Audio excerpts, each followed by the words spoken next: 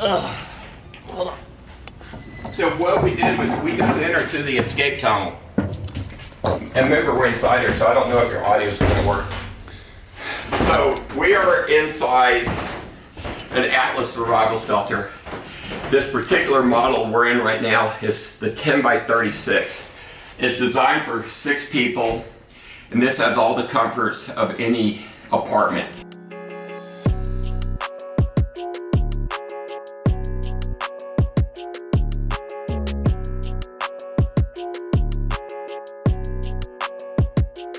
And one thing underneath each one of these floors is storage. So you can put you have 3 foot storage underneath the floor. So you can get 55-gallon drums underneath the floor plus all the food.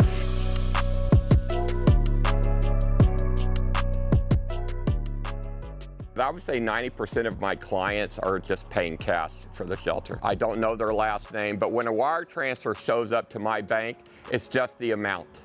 It doesn't have a name or anything from it. You got to keep in mind, the average person who buys a shelter is over 40, and people over 40 have savings. Right, they're not financing 90%, wow. It's more like 100%, but I'm being nice.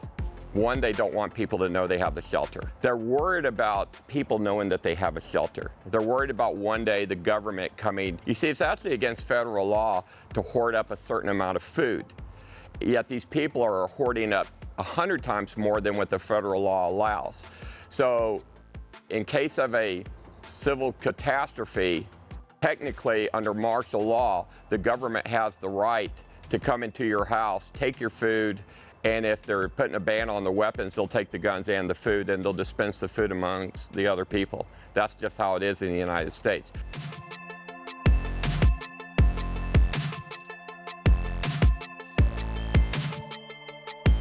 So when we sell somebody a shelter, most of the time, almost every time, we don't ask their name. So if your name's Bob and you're from Ohio, we'll actually invoice you as Bob in Ohio, and we'll ship it to the Walmart in your town because we don't actually want your address where the shelter's going. And this is how people want it. They're very afraid of their neighbors knowing that they have a shelter with food and supplies, and they should be.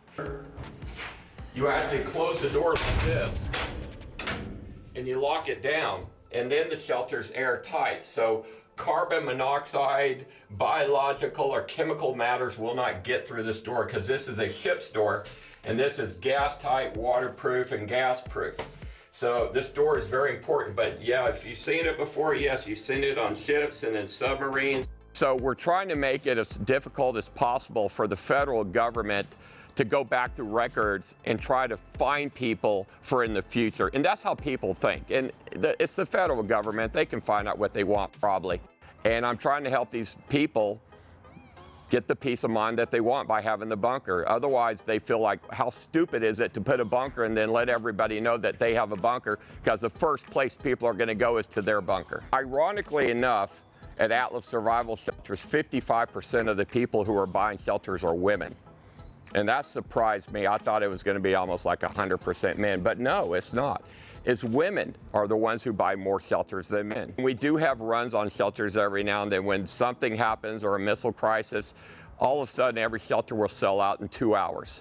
Okay, so it's either feast or famine. That's the nature of the business.